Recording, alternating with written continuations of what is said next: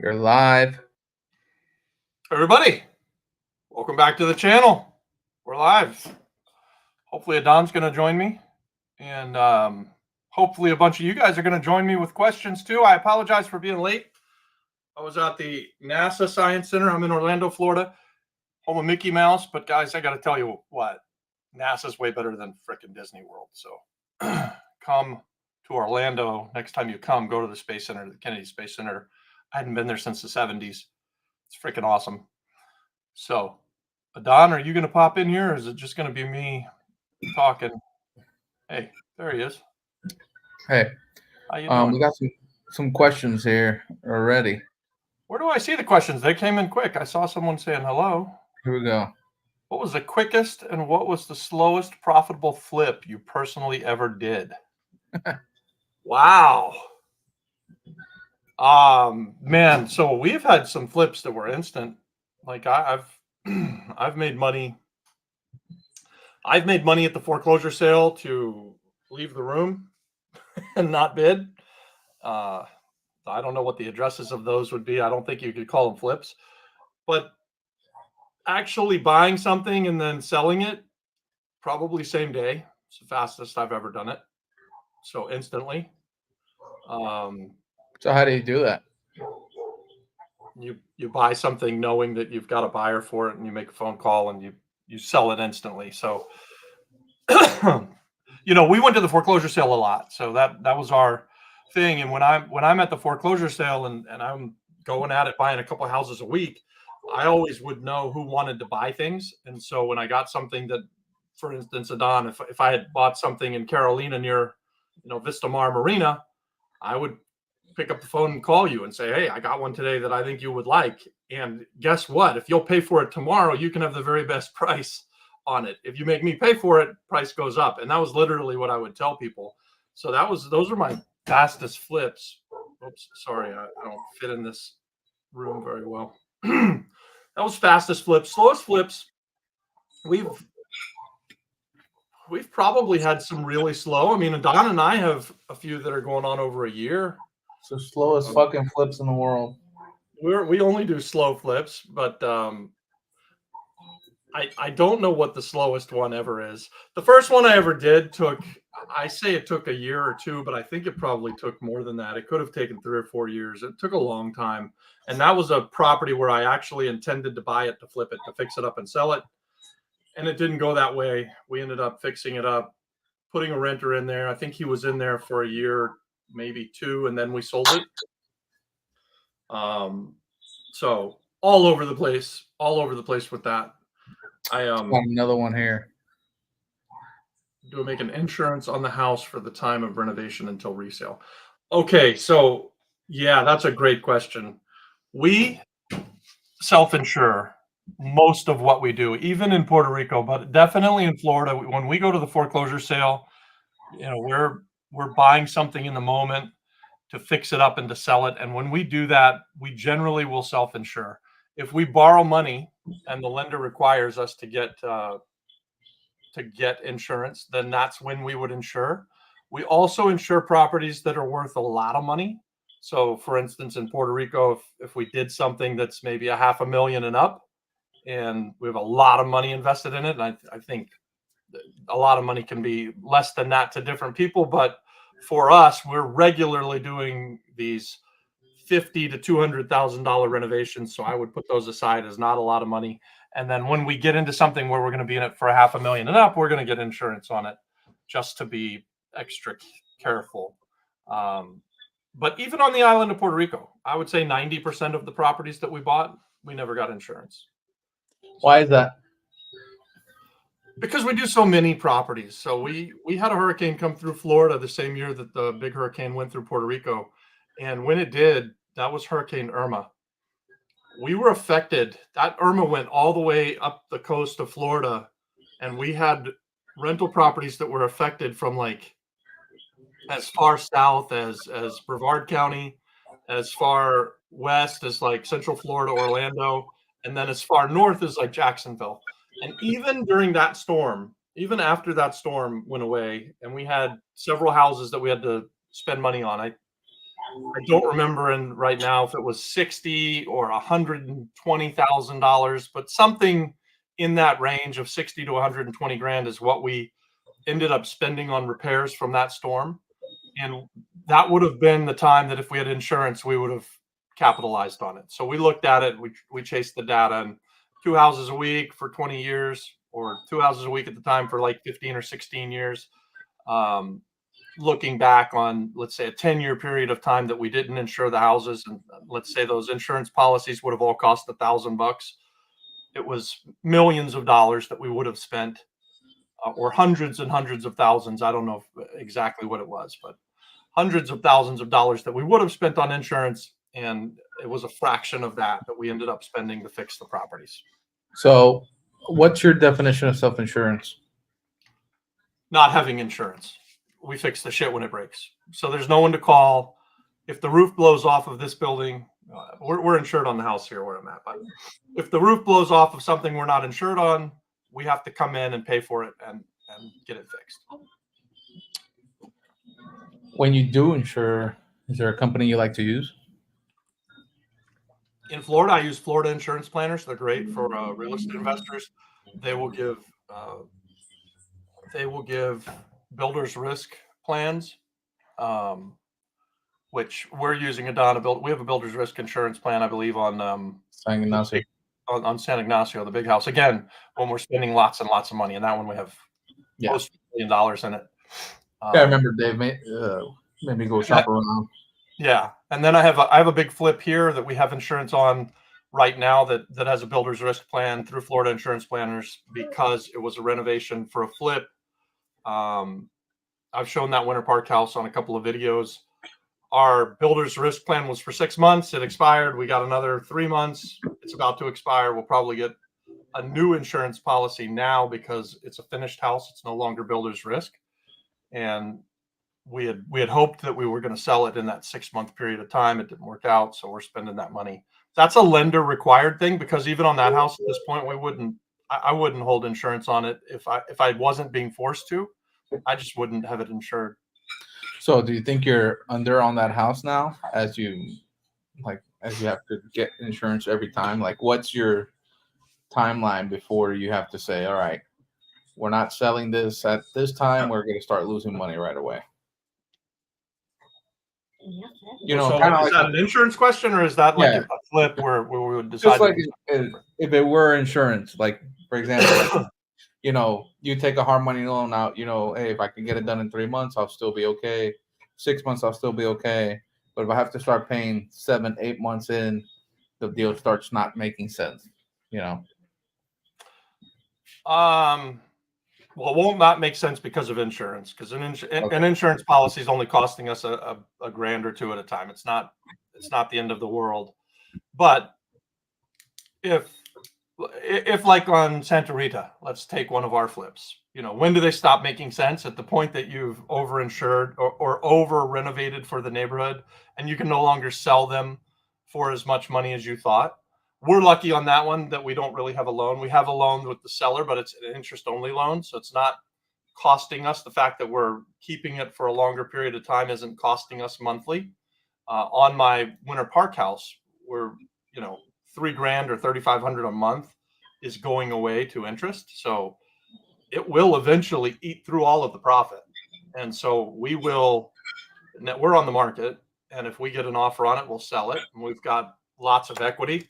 But if it doesn't sell in the next few months, then I'll probably make a change because I think it's too nice of a house to just lower the price to a point where we're not making any money. So what would be your pivot? We'll refinance it and rent it. Okay. We got some questions here.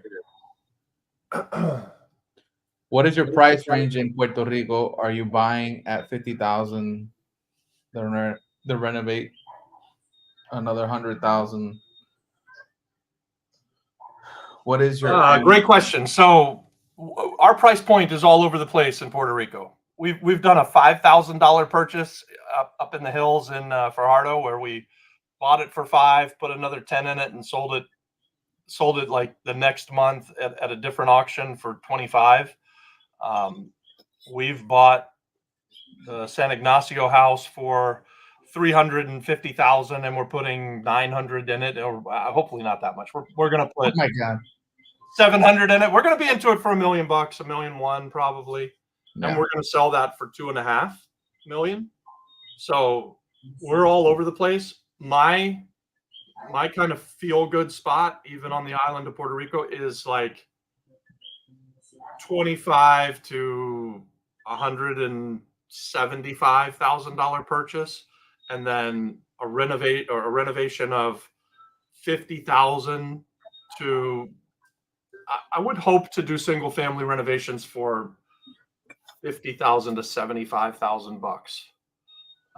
These bigger multifamily houses, they'll cost more, but if it's a single family house, $50,000 covers a lot of ground on the island of Puerto Rico. So we should be able to renovate most single family houses for 50,000, maybe a little less even. And what does that mean? That means everything, right? Yeah, all the electric, all the plumbing, all the doors, the windows, the new fixtures, the paint, the kitchen, everything, floors. And that's materials and labor, or it's just labor? That's materials and labor. Yeah. Yeah. And that's a reset number for us. So these are good questions about renovations, because I like to look at houses and think that a big renovation should cost me 35 grand. Don knows this, because I bitch and moan and complain about the fact that we really can't renovate a house anymore for $35,000. And I struggle with that, because that's what I had done for forever. But we had a price shift. This inflation thing came and repriced the cost of renovations to where it's a difficult thing to get a house renovated anymore. There are people still doing it, and you can take off some of the things where I say the $50,000 renovation is everything. Maybe you could save some of the plumbing. Maybe you could save some of the electric. Maybe on some houses you don't have to change all the windows and the doors, and so you can start to pull things off. But you give up something for that too, right? So the house won't be as modern and as nice. For instance, Santa Rita is one that Adon's finishing right now, and it looks great. I mean, and we did everything. We did at the end decide to to take out of the budget, putting in AC, and see if that's a mistake or not, or if that's something that we're going to have to do to sell it. But well, I think it's like you said, we offer it as part of the number. Hey, you give us our number, we'll put the ACs in happily, and you'll have it in. Here's another question: how do you run comps and PR? How do you price your ARV while adding the renovation? Yeah, so Adon has a different way to do it than I do, and Adon runs comps actually, guys, more than I do. I rely pretty heavily on my partners, and a lot of my partners are experienced real estate investors and or real estate agents, and so we go. And I'll ask if I really want to comp out a house and see what it's worth. I'll just ask Roberto Segui or Raul Villanueva to run a comparative market analysis for me. And because I'm constantly doing deals with them, they'll do that for me, and they don't get upset with me for doing that. Or I'll ask Adon to do it. And Adon, you tell us how do you run comps? Because I today, actually, this is something that came up today. We were talking about, we could buy it for X. What do we think we could renovate it for? And what do we think the comps are? And Adon drove out to the property, and he was going to look at comps. And so how did you do that, Adon? I went to the property. The member from Apex, he brought us this deal, and I went out there, and I didn't have the keys. So I jumped the fence and went and walked it around and saw the place. He thinks that it needed 30,000. After I saw it, I think it needed 50.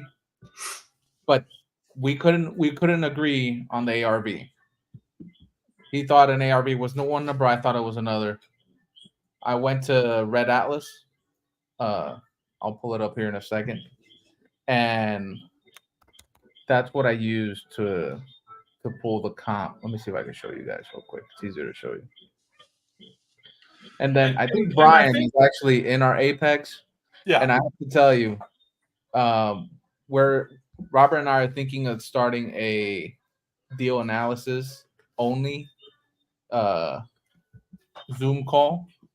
We don't know when or how often it's going to be, but we're trying to figure it out because we're running into a lot of these questions, and we want to make sure that people can comp as correctly as possible, especially here. Because in Florida, tell them how easy it is in Florida compared to here. And I was going to try and compare Red Atlas to what we do in Florida, and expand on what we do when we're looking for comps. So in Florida, public records are tremendous. It's very, very easy to find the area of town you're in, what's sold around the house. You can do it through Zillow. You can do it through the Orange County property appraisers. You can do it through the MLS, obviously, or I think it's realtor.com. We have multiple places, Trilio. There's multiple places we can go to find sold comps. That's properties that have sold in the neighborhood or right around where the house is. And what we look for in a comp, and this is the same thing that Don is doing when he's in Puerto Rico. We want to see houses that are near the subject property. So the subject property is what you want to buy. Can you see my screen? Things. What's that? Are you seeing my screen? Yeah, I see your screen. All right. Keep we want to look for, if the subject property is in a neighborhood, we want to look for other houses in the neighborhood that are similar in size and the look of the house we have. Now, preferably, we're going to be buying something, say, at $100,000, and after renovation, we're going to be selling it for $250,000. We're going to want to see those comps at $250,000 of renovated houses that have sold for $250,000. And then we're going to buy a house that's distressed that needs, we buy it for $100,000, it needs $50,000, we're in it for $150,000, and we sell it for $250,000. That's the idea. But a comp, it's not just that it's in the same neighborhood, or it's not just that it's the same square footage, or that it's been renovated. It's all of those things. It's in the same neighborhood. It's a similar size. It's got a similar look and feel, and it's been renovated. And that's a great comp for the house. And then the further that you have to go away from the house to find those kind of comps, then makes it a lot more difficult for sure. A little harder to be sure of your value. So this is what I use. It's Red Atlas. It's fairly new, so I don't die on these comps. I just use them as reference points to understand, hey, where my number is, to make sure I'm getting a deal or not. So I'll go to like generate report, and this is very beta, but it works pretty well. So I'll select, I'll put in an average, get an idea. I think it's much bigger than that. Last time I measured it with the 2 units in the back. Let's say it's that.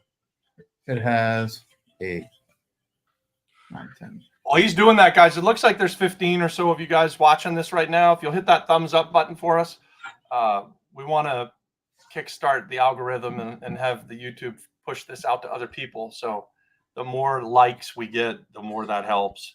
And if you're not a subscriber of the YouTube channel, I hope that everybody who's watching here is, but if you're not, then please subscribe.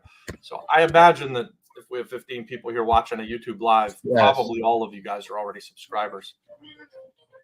So what I'm doing is just putting basic information. This is the building we're analyzing right now. This is our current flip in Rio Piedras, and obviously from the picture you can see that's how we bought it. And I'll try to pull up. Where's the picture? Right now we can see a screen where you're inputting data. Yeah, I'll show you now. Okay. So each floor is 4 bedrooms. If you were renting $500 a bedroom, it's $2,000 more. Unit 3 is a big studio, so that'll be $850. And then unit 4 is tiny. And then we have a 5th unit, but we made it a coin laundry. This one we could do. The next buyer could turn it back into a 5th unit if they wanted. If they don't want to have that laundry. They could. We left the bathroom in there. We did remove the shower, but it's not that hard to put back in. Pretty. So right now, I think taxes are about like $2,000 for the year. Insurance 0. So I'll hit generate report, and what this is doing is gonna search all the database it can to pull the comps as close as possible to the area. Now I know in the area something sold recently for 750,000, which is similar to my building. It's 4 units, and it was completely fixed up, ready to go, brand new, just like this building. We did water, electricity, kitchens, bathrooms. You know, the only thing we didn't touch are the floors, and those are just gonna get polished this week, and the house gets cleaned out, and then we'll be hopefully showing off a new house. So this is how it looks right now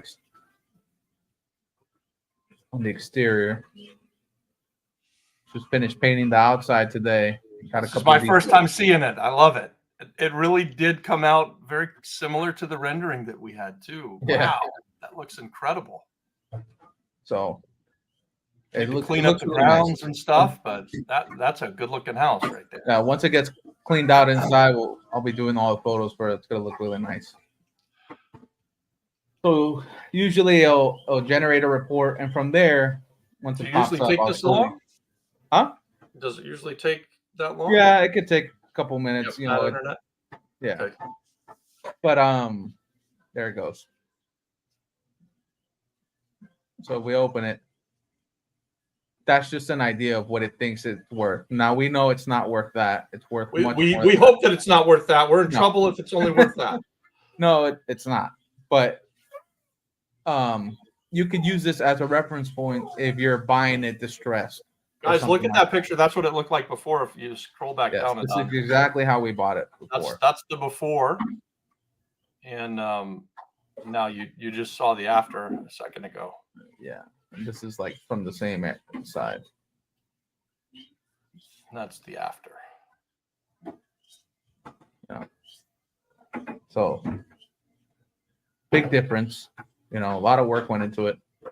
Now, we actually think this house is worth 650,000 or so. And that's just because I know the realtor sold the last house around the area, and she sold it for a big number. Now how come that house is not showing up on this? Well, it's not. It's probably not showing up because what happens is the way information gets put into that databases here in PR has to be inputted by the lawyer or whoever put it in. So we don't have, like in the United States, like a structured MLS where everybody can just put that information in. Yeah. It's whoever and whenever they submit it, or eventually reflect somewhere.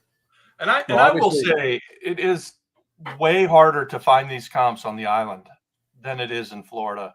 I know, for instance, this exact house that we're looking at, I have another building on the street that we're right now entertaining $1 million offer. So we have $1 million cash offer on a property that's 6 doors away from this. Yep. But obviously that doesn't show up in this Red Atlas stuff. You won't know about that. And it's not an exact comp because my other property is bigger. It has more units. I think we renovated this one better than the one that I actually have to a higher level. So anyways, well, again, Red Atlas is just what we like to use. What are some of the other data services that you use to pull comps? So besides that, I'll go to like find the PR, and if I'm trying to vendida, let's see, and let's go look at the same area and see what we find. And see if I can find that house that's just sold. There's something else that happens in Puerto Rico that doesn't happen in Florida. In Florida, pretty much, unless it's a cash deal, everything sells with the appraisal. Like most of the time, even cash deals will sell subject to an appraisal. In Puerto Rico, appraisals are very slow to come by to raise the values. So we know that there's a lot of stuff that's selling that appraisers don't have access to, and it takes a while. It takes a long time. In Florida, if I buy something today, I'll show on the ownership tonight, and by tomorrow, if you were pulling up data, you'd see my sales. In Puerto Rico, it could take months. Here it is. Here's the comp I'm using for our house. Sold for $749,890 to a cash buyer. To a cash buyer. 14 bedrooms, 7 bathrooms. This number is inaccurate. That's probably just measuring the first floor. It has 4 floors. They did a really good job with the renovations. They fixed it up really nice. And this is only because in the time that I've been, I know about this comp is because in the time I've been searching for other deals, I seen this one pop up. And this is 4 units, right? I think it's 4. Yeah, I think it's 4 units. We've driven this comp.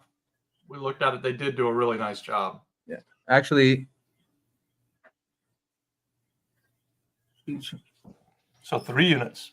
So it's 3 units with 4 bedrooms, 4 baths. So it's much bigger. So imagine if we had a 3rd floor with another 4th bathroom and 4 bedrooms and 2 baths. And then I think there's a 4th independent unit. There it is. Separate laundry. And they have parking and everything. So does our building. So I'm hoping we're not at 750, but I know we'll be really close to that, especially because the whole place is new. The whole place is brand new. People are looking for buildings that they don't have to put money in. And, this was a Puerto Rican buyer. So there's money on the island ready to be spent. Another comp I think that's a good comp, but I think that would mean that our house is probably worth that 650. I think so. I mean, I think 650 is a good number to start. Yeah. Especially for the amount of work that's being done. What else? I don't use clasificados as much. You could, but this is more accurate, and so is Red Atlas because it'll actually show you the price that it finally sold at. We can't the number you're seeing on clasificados is not accurate because it's not the person who listed it doesn't go in and change it. It just says sold, and that's it. All right, do we have another question? Yeah, we got a couple. So that's it. That's a quick going through how to find comps here on the island. And Brian, we'll be having a class about it soon. Yeah, and Brian, you always bring the great questions, and you even bring us deals. So when we do, probably what we're going to do, guys, on Apex is we'll start doing a monthly or maybe twice a month go over deals from people in the group. I think that would be very valuable to everyone who's over there. If that's something that you'd like to be a part of and you're watching this and you want to join us on Apex, Don, we'll put the link to Apex in this. Yeah, I'll drop it in the chat now.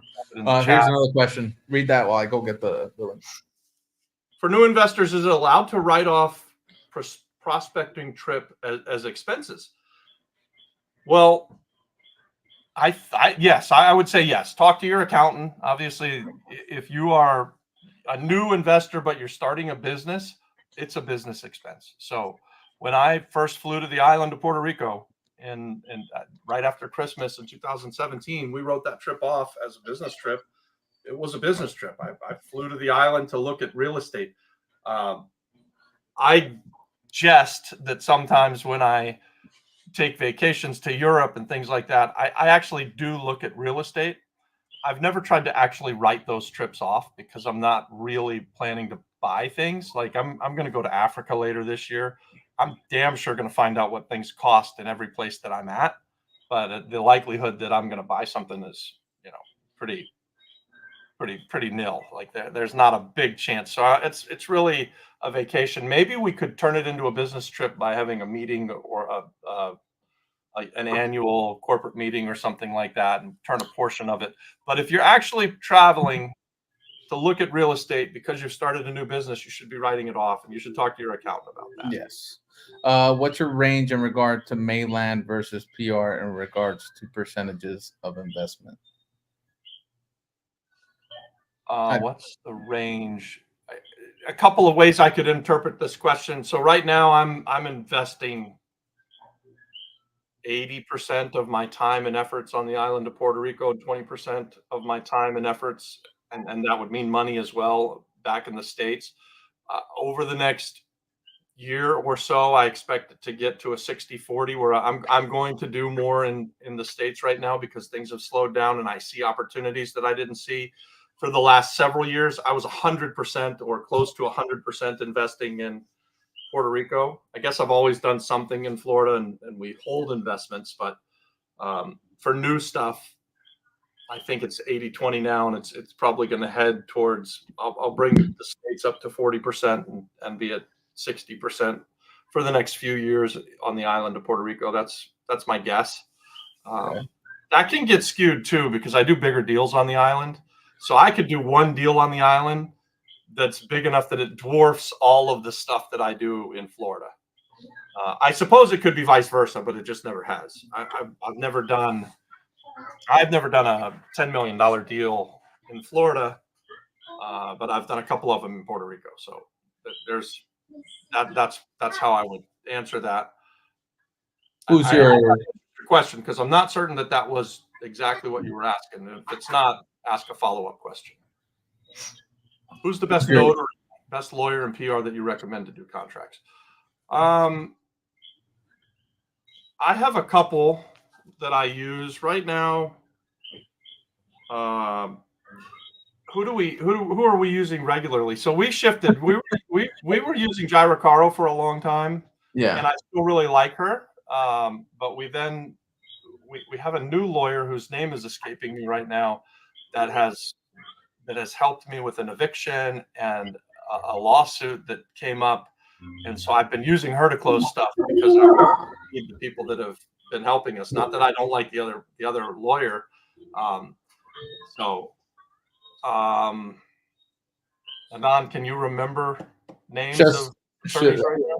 No, because all the ones for my deals have always been the seller's attorneys. We kind of just use them to finish up the deal with them and not have to go find a brand new attorney.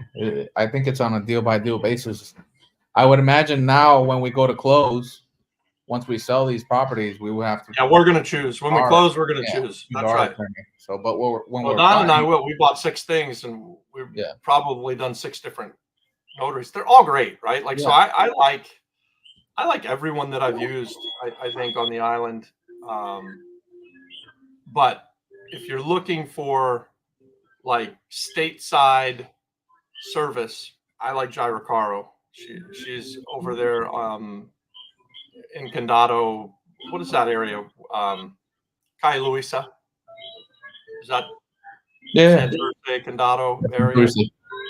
Angel has another question. I just recently purchased a place in Doral with 70 grand and found that to be a good, I guess, price in that area. Price in that area.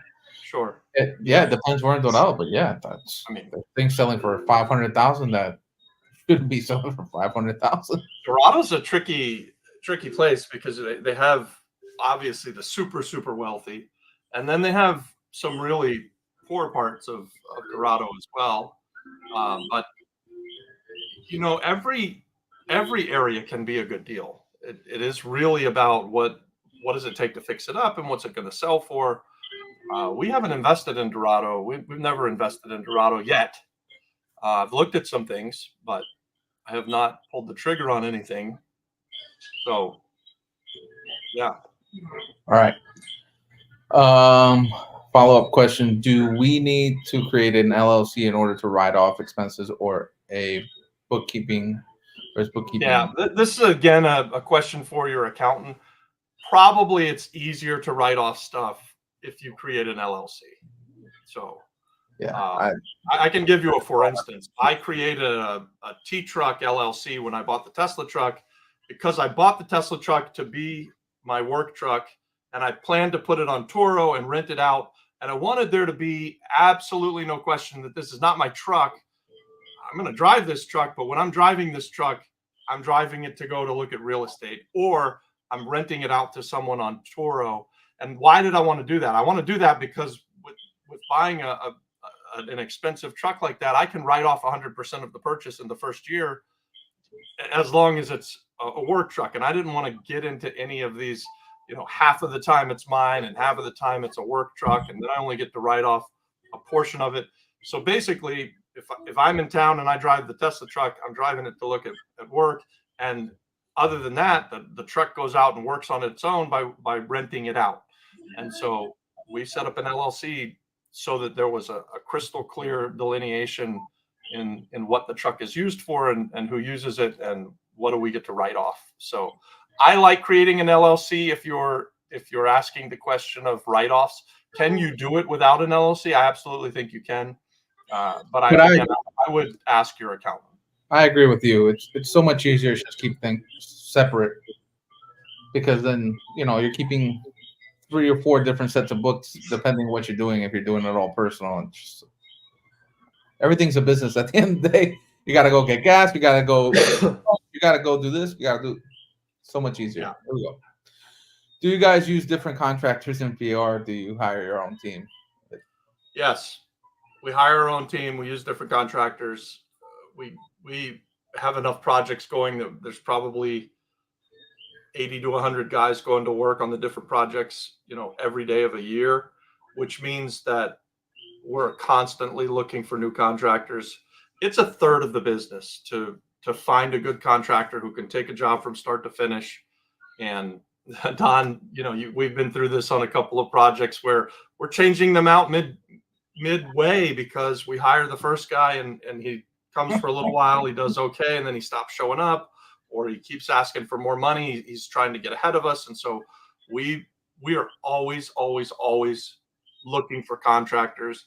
And this is not a Puerto Rico new problem. This is something that I've done for 26 years now.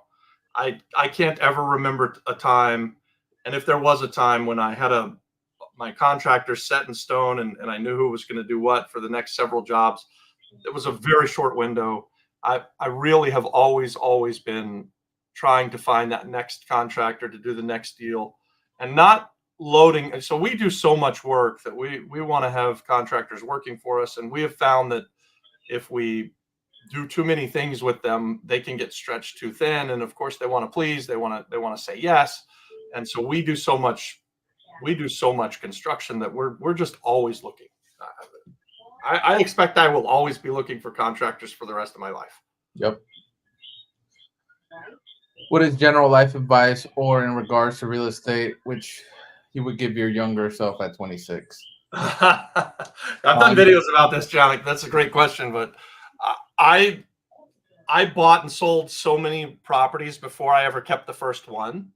And so I always think that the number one thing that I would change about what I did is I wouldn't change when I started or any of the places that I ever bought. I'd probably do all of that the same, but I would fight like hell to keep the ones or keep a few. So I always recommend if you start out in the business and you buy 3 houses and one of them you're going to keep, 2 of them you're going to sell. I bought 300 or 600 houses that I bought and sold without ever keeping one. I think that was a big mistake. Life gets easy when you get to a point where you have enough cash flow coming in from your real estate and you're able to start paying things in houses. And so we've been able to do that now for the last 10 years or so because we've got a whole bunch of houses that are cash flowing for us. We live off the cash flow. But if a big expense comes up, like if I have someone get married, which I just did this weekend, and we want to pay for a big party, I can think of it in terms of, well, that's going to cost me 10% of a house. Or if I have 3 months of rent, or it could be rent, since that's 3 months of rent, or that's 20% of that house value, or I can pay for things instead of thinking about paying for them in dollars. I've done so much and kept so much real estate that I think about it now and paying for things in houses. So that's the main advice I would give. Keep more real estate and keep it early. Like, don't just go into the business of being a real estate investor to wholesale to make some money or to buy, fix, and sell to make a bigger piece of money, but actually fight really hard to keep several rental properties. And it's a separate business, right? Like, so they're completely different. Being a wholesaler, being a flipper, and being someone who's buy and hold, they're all 3 different businesses, but they're all started with the same thing. You get a deal on a house. Let's say for the purposes of this conversation in my career, I was buying housing. So had I kept more houses, I'd be way better off. I mean, we're pretty well off, but if I had just kept some more earlier, we'd be better off.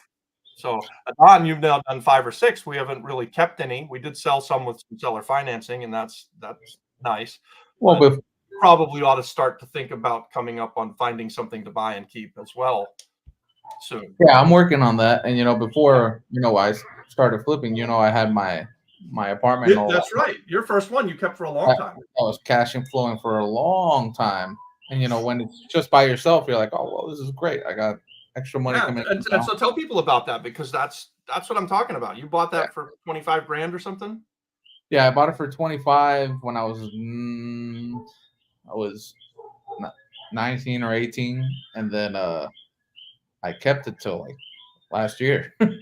So you kept it for 10 years. You kept it for 11 years. It cash flowed for you all of that time, and then you sold it for 125 or something close to that. Yeah, it was close to that. So that's a nice 600% return on your initial investment, and you probably didn't put $25,000 cash out to buy it. I guess you got a loan or something. I don't know how you bought it. It was cash. It was cash. All cash. But you got 600% return after 10 years. Plus, you got the cash flow all along. That was pretty good. Yeah. It really helped to get started down here. That's for sure. Yeah. You've used that money to be in half a dozen deals now. Yeah, no, and I'm sticking to the rule. Once we start closing some of these deals, it's flip 3, keep 2. I'm hoping the first 3 deals close, and then I'll be able to buy 2 cash flowing assets. My goal right now is to build up at least $10,000 a month to cover all expenses and have some pocket money. Here we got another one. What's your estimated renovation cost per square foot in PR? Cost per room? Cost per square foot. It varies pretty greatly, but I still believe you can renovate a house in Puerto Rico for $40 a square foot. So that 1,000 square foot house, $40,000. That's a reasonable expectation, and we were doing way better than that 2 years ago. I think we were renovating houses for $25 or $30 a square foot, and now it's shifted to about $40 a square foot. On some of the higher end stuff, we spend a lot more than that. Like when we're doing hospitality and we're building out we tend to do better and better each time we build out a hospitality project. We've been up to $80, $90, $100 a square foot on renovations on some hospitality stuff, but on a single family house, I think you can do it I think you should be at around $40 a square foot. Sometimes we've even pushed that up to $45, $50 a square foot. And it really does depend on what do you have to do. But how does that math work? I mean, so Santa Rita, we've got about a 4,000 square foot house. We've renovated it for about 100 grand. So that's right? Those are the fictitious numbers we'll use for this. Let's use no, that's about right though. So if we have a 4,000 square foot house at $40 a square foot would be 160,000. And we've had cost overruns to get to that $40 a square foot.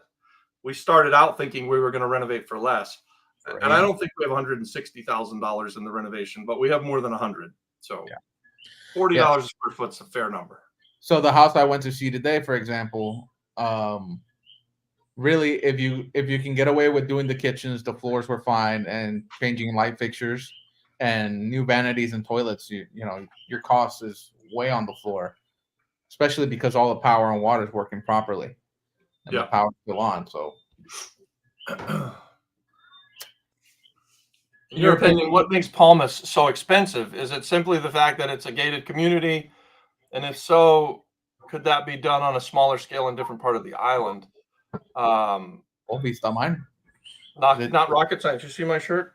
It's rocket science, baby. I don't know if you can see it, but it does. I say all the time, it's not rocket surgery. And when I saw the shirt, I had to have it. So, by the way, I've decided that I no longer just want to fly private. I want to go to the moon. So I'm going to leapfrog that flying private stuff. Palmas is Gringo land. That's what has made Palmas so expensive, is the people who are coming there are coming with deep pockets, and They're spending more money. And if they're locals, they also know that they're going to spend money. And so they're just there spending money. And listen, we've been on this island for almost 7 years now. I passed on an investment where we won something at an auction for 65 grand in Palmas del Mar, and I didn't buy it. I decided to walk from my deposit because I couldn't prove the comps.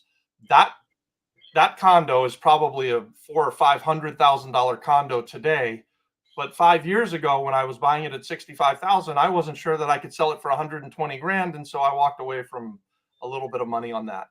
I think that it's hard for me to invest in those places. Palmas del Mar, Condado, Old San Juan, Dorado, the places where people are just spending ridiculous amounts of money.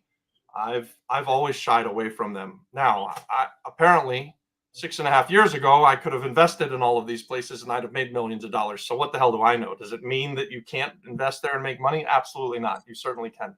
My friend Jerry Norton has bought a piece of land and he's building a house. He's going to sell for $6 million or something like that and make $2 or $3 million on it. So it can definitely be done, but I like to buy the cookie cutter stuff. I want to be selling houses to regular people who are getting FHA loans, who are using a VA loan. You know, this is going to be their first time home. I don't yet, and I've been doing it for 25 years, so 26 years, it may change in the future, but I don't yet look to be the guy who wants to sell to the multimillionaire. I mean, maybe I'm making a mistake, but I have a sense of security. I know what happens when I renovate a house, family, a 3-bedroom, 2-bath. I know that I'm going to be able to sell it. I know what the loan programs look like for them and that what the banks want from us to renovate those houses. So that's why I do what I do. That's why I like to be, whether I'm in Florida or in Puerto Rico, I want to be selling to first-time home buyers. I want to be selling working-class homes that I grew up in, the places that I knew when I was coming up and investing. I was investing in neighborhoods that were similar to where I grew up. So I like that. I mean, there are smaller pockets in the island that definitely you can replicate that a lot. It's Aaron. If he's renovating at $76 a square foot and the market's going to go to 107, sells at 175, should I go a little higher end? I don't know. So what are you buying the house at for? How much per square foot are you buying? You know, it's a factor of 175 a square foot. You want to be all in. You want to be all in at 122.5 or less. So, you know, if you're renovating for $76 a square foot, you need to be buying that house for less than $50 a square foot. So if you're buying that house for $10 a square foot, could you make it a nicer house? Sure. But that would, you're probably buying the house for more than $10 a square foot. So, and $76 a square foot in Maine may be what things cost, right? Like that. 13 a square foot. 13 a square foot. So listen, if you can renovate the house for $76 a square foot, then you get to make a whole bunch of money. I don't know if you should be going up a tremendous amount from that, right? Like, can you get the house looking like the $175 a square foot houses for $76? If you can, then that's all you need to do. And there is something to over renovating. I think it's very possible we over renovated this last Winter Park house that we have on the market in Orlando, Florida right now, because we wanted it to look good, and it's the best renovation we've done in a long time. It looks great, but now we're at the very top of the market, and it's a little scary. And I'm not selling. And by the way, I'm outside of my thing. I'm probably not selling to a first-time home buyer. I'm selling to somebody who's sold a house and is moving up to buy the 4-bedroom, 3-bath pool home in a better neighborhood. So it's a little uncomfortable for me. Just real quick, guys, before I keep reading these questions, I see a lot of people are asking to have like a conversation after the fact. If you join our school there at the Apex, you'll be able to talk to Robert on a more one-to-one basis. Yeah, guys, I'll follow up on that Apex thing. So if you're not in Apex, if you're in the the free school account, the Flip Flop Flipper. If you're just seeing us on YouTube, or if you're watching us through Facebook or Instagram, join all of the places, right? Like, so if you haven't joined the free account on school, you should, because in there we're networking. We're doing something similar to this Monday Night Live once a month, where we're doing a question and answer session. We have some access to our educational stuff. And then if you're already in there and you want to continue with us and kickstart your investment career, come over to Apex. Inside of Apex, yes, we're networking together, but we're also breaking down deals every week. We're doing a masterclass every week. We're trying to put deals together inside of Apex, and you have a lot more access like this with us inside of Apex. It's a lot easier to get a hold of me. The easiest place for you to get a hold of me probably is to set up a call inside of Apex, and McKenna's got a calendar set up. So that's I highly recommend you guys doing that. It's $49 a month, and man, I think we're really giving the value. We're about to have a masterclass that we're going to put on with Sharif Medawar, where we're going to talk about syndications. And if you don't know who Sharif Medawar is, I was thinking he's my first and only billionaire friend. He owns like a third of Old San Juan, and he is a brilliant guy, and he's a super nice guy. So that's going to happen in the next month or so over there. So that's the kind of stuff that you'll get as part of Apex. And by the way, our price is going up. Just to let you know, I think sometime in early September or mid-September, we're going to raise the price an additional $25 or $30. So whoever gets in now locks in there. Yeah, once you're in at that price forever, as long as you stay in. So if you're thinking about joining us, do join us. We're only about 50 people over there, so you really do get a lot of access to me, and to Adon and to McKenna. Angel says, I'm thinking with the new Amazon distribution center that they're building, do you think about investing in Dorado and the surrounding areas? I didn't know that Amazon was building in Dorado, but I think if they're building something, a distribution center in Dorado, and you can buy stuff around that, absolutely. That is what I was talking about earlier. Finding a house that needs to be fixed up, that's a 5-minute drive from this new Amazon distribution center, and selling it to a first-time home buyer who just got a job with Amazon. That's just real estate investing 101. That's tried and proven and true. Amazon's coming in. The price of real estate's going up. They're going to employ a bunch of people. Absolutely. That's a great place to be investing.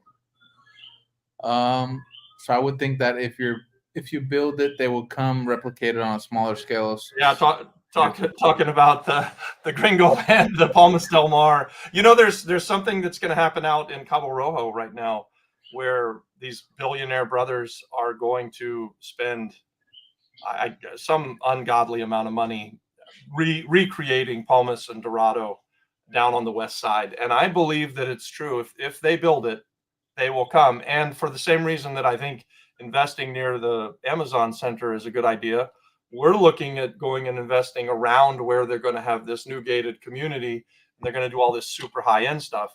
Because when these people go and spend $1 million to live in their house, they're going to want people that have restaurants and businesses that will cater to them. And then so there's just going to be this widening, right, of real estate, where there's going to be a need for people to move outside of the metro area to service those jobs.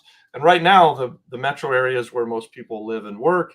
But as time grows and businesses like Amazon come, and then these developments happen across the island, I think that you're going to see businesses expand. So you're going to have lots of places where people will be employed.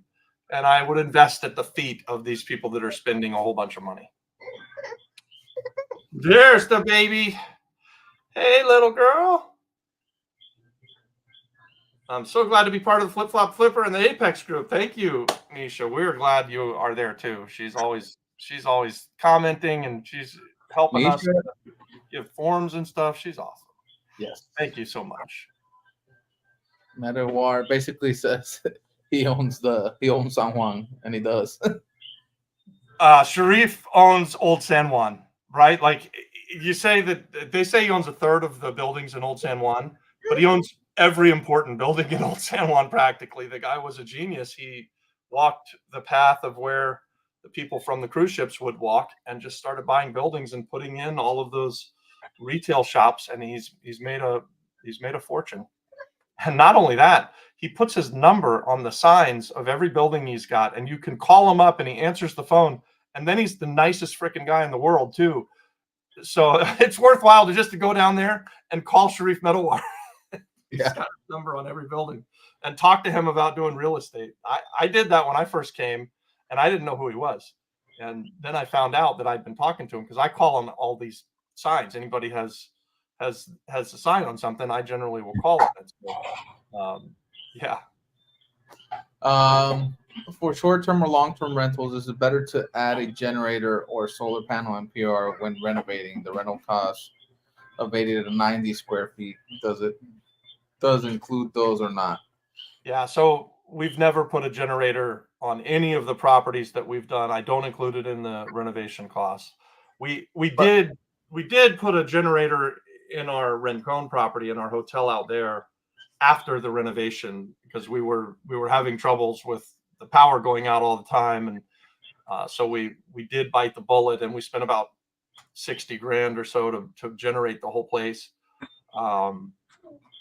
I don't think that you have to have it. Like, so Adon, this is going on in real life. We have a 4-unit building in Carolina that is maybe partially long-term and partially short-term rentals. And one of our partners was saying, hey, we're having some issues with the power. We want to put a generator in there and we think we'll make more money. And my pushback is, and Adon's too, is, hey, let's make some money first and then put the generator there once we prove that the business model works. I think it's an expense that's not necessarily needed for a small property. Well, like he said, we've done plenty of Airbnbs and short and long-term rentals that don't have generators, and they're still got a cash flow and all that stuff. Even if the power goes out, it's not like where they're shutting off the power. That's just a common theme here on the island.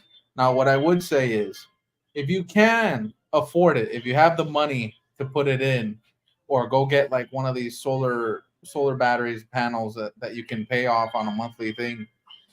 If you can't afford it, then I would do it just because I know I can increase rents and keep a more higher rent in my property. Because now I'm giving you the ease of mind that, hey, you'll always have power even if it goes out. Yeah. Basically, I'm paying a high rent where I live right now because I got a power generator that can power a freaking Burger King for the next, 3 months easily. Yeah. So, and because you were paying that higher rent when the generator didn't work last time the storm came through, you were upset. But then he came out and fixed it, and now it works again. So you got a good landlord at least. That's nice. No, yeah, myself. I fixed it, and I'm going to charge him. So, here we go. Let's see. You guys, these questions are great. Thanks. I'm really digging what's happening on Monday night. And we're coming up to having been gone an hour or so, but we've got time. We can ask a couple more questions. My wife went out to get dinner, and she's hopefully going to be back soon. So once she gets back, she'll start yelling at me that I got to get off of this. But for now, we're still good. Keep asking questions, and we'll go for another 10 minutes or so. So Janix asked this question. Completely other topic. Is it still time for the question at the end? What CapEx would you calculate and present investors for a hotel that does not need a renovation? Okay. So if I'm selling a hotel on the island of Puerto Rico, and we've sold a couple. We recently sold the Surfing Turtle. Let me tell you what CapEx we sold it at. I'll figure it out real fast. It wasn't something, so Janik, it wasn't something that went into my sales price, but it's a really good question. So it was over 10%, no, or more? Yeah, I think it was. I'm going to figure it out here.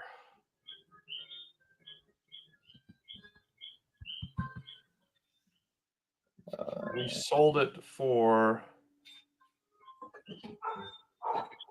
$900,000. Oh my God. Maybe I should have looked at the cap rate we were selling at. And maybe my numbers are off because I'm just doing them off the top of my head. But with my calculations, we sold it at 900,000 is basically what we got. That included some tax credits and things that we got from being in a part of Act 74. If I'm right on what we were making, which I'm thinking, Adon, we were averaging about, I put on the calculator 19,000 a month, and I came up with that was a 26 cap. Maybe we were only making $14,000 or $15,000 a month of profit. And well, towards the end, we were in the 20,000s, a little bit higher than that monthly.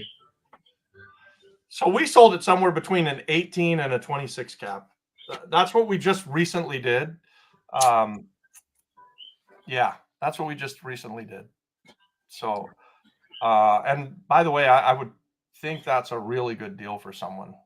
Yeah, they're probably pretty happy with that investment. We're pretty happy with that investment because we doubled our money or more, and we got cash flow for a while, and we took it through Act 74 and got the tax credits and proved that we could do that. And we were selling off all the stuff that was east of San Juan, so it fit the bill for something we wanted to sell. Right now, we have for sale a property that's bringing in 35 minus, let's say, 35%. This is real rough math. Dave will probably scold. My partner Dave will scold me for this, but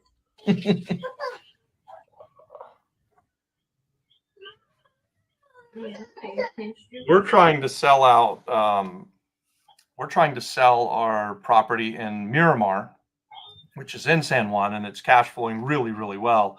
And we're at like a 9 cap on that. So it's probably a step up from the Surfing Turtle, I think. Big step up. It's a really nice property. Yeah, it's a nice property, better area, and way better. How do you say? Like, you remodeled it really, really nice. Yeah, and so we're selling it at about a 9 cap, and they are going to be able to get the tax credits themselves. So they'll be able to get a 40% on whatever we sell it to them for, which will make their cap rate, their return on investment will skyrocket after that. They'd have a stable business right now that's throwing off 9, maybe even 10% a year, and they'll be able to get 40% of the purchase price plus their first year operations and stuff like that. And they would take it through the Act 60 and get tourism tax credits. So that's what we're doing. We're kind of all over the place, aren't we? And we sold a 22 room to Jerry Norton for $2.8 million, and it had no revenues. So I don't know what cap rate that was, but we sold that for $2.8 million, 22 room hotel in San Juan with no rent. He put another $1 million in it after he bought it from us, and now he's operational. And I don't know what his cap rate is, but I know we didn't sell it on a cap rate. We sold it to him at a what was that? 2.8 million divided by 127, 130,000 a door is what we sold it to him for. So I hope that helps you. I know that I'm kind of all over the board there, and it's vague, but every deal is different.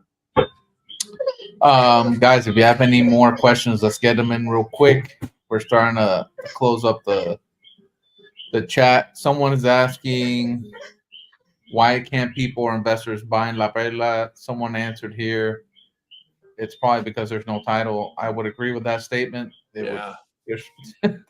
Yeah. So there's that property. I think if you buy a building, and I have heard of people buying buildings, I don't believe you own the land underneath it. Yeah.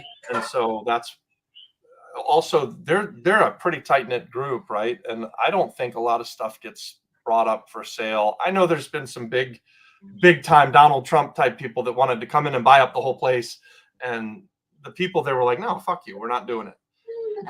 Which is great. And I look at it too. We drive by and go, man, that's like the most beautiful piece of the world. But it's a really good spot. I don't believe they own the land underneath it, and so it makes it difficult to sell. Is it common practice to ask for references before hiring a contractor and PR? It better be. You'd better do it. Yeah. And I mean, ask for references and call them, and then go to the job and see the work they've done. Yes, I mean, this is not common practice. Vital. Yes, common practice, but vitally important. You have to see the work that they've done and make sure that they're going to give you the level of work that you expect on your renovation. Because if you don't, you'll be sorry. You'll pay for it. So yeah, that's a great question. Yes. I mean, the way Robert does it, he just drives up to the project while people are working and just be like, who's the contractor in charge here? Yeah. And now that's the way I do it too. I stop places. I'm like, hey, do you want more work? I have it. Yeah. Well, and I do it both ways. Like, I'll look at renovations and go, okay, I don't want to have these guys working on my job. And then I just walk through the job. I tell them they did a great job and I move on. But if I see a bathroom that the tile's been laid perfectly and it looks amazing, I'm like, who's your tile guy? Can I talk to him? And I'm trying to get them. You know, they're you can see it. If you go look at it, you can see it. There's a massive difference between good and bad. Yes. Well, guys, thank you, Janik, for being here. We've been here almost every Monday since 2 months ago. We're happy to have you here. You guys share this Monday Night Live stuff with everybody. It's really fun when we get a lot of questions like this, and it just goes fast. I mean, we went for over an hour there.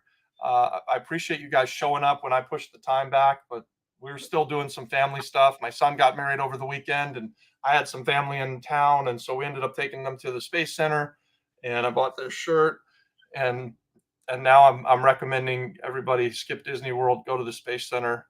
I did a simulation of the space shuttle taking off. Freaking worth the price of admission. Just that one thing that they've got. It's really cool. Anyway, thank you guys so much. Join us over on School. Either join the free account, the free community, which is the Flip Flop Flipper, just like the YouTube channel, or join us on Apex if you want to kickstart your real estate investing career. And if you want to do deals, we're actively putting deals together in there. Hey, Des, how are you? Hope you're well. Let's go. Speaking of your new Tesla, have you imported a plug-in or for the EV?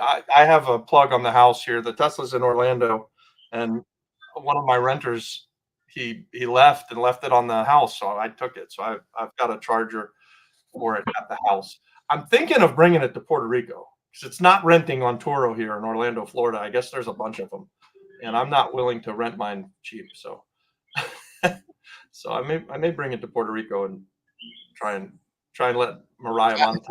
I have an idea for you. I'll tell you once we're done here. Okay, all right, good. Well, guys, thank you guys so much. Give us a like. Join all of our communities. If you're not if you haven't smashed the subscribe button on the YouTube channel, man, please by all means do that. We put out a ton of real estate content. If you like this kind of content or master classes, join us over on School. We do more of this. We're just here. We're investing in you guys. We want you to become real estate investors, and so that's why we do this. We tell you what we do, how we do it, and we talk about why. And we think that real estate investing has created a really, really good life. Miguel, we'll see you on Thursday night masterclass this week. All right. Okay, guys. Thanks very much for tuning in. Share this with everybody. God bless. Thank you, guys.